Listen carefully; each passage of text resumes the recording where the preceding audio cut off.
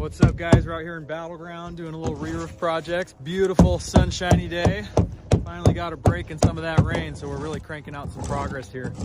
That's kind of an interesting one. They actually we're officially storm chasers now. They had a tornado out here in Battleground. I don't know if you guys heard about that in the last several months ago.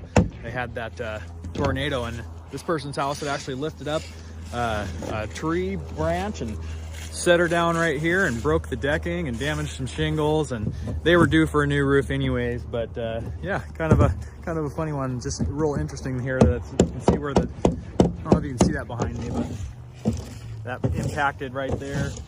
You can see some water damage kind of surrounding. We identified that before we started this roof job, so not a surprise to the customer, but just kind of a fun, interesting thing out here in Battleground. But yeah, we're making good progress. Got ourselves roof loaded, and we're ready to crank this out. The guys are just going quick lunch dump run, but all you guys out here in Battleground, IBEX Roof's got your back.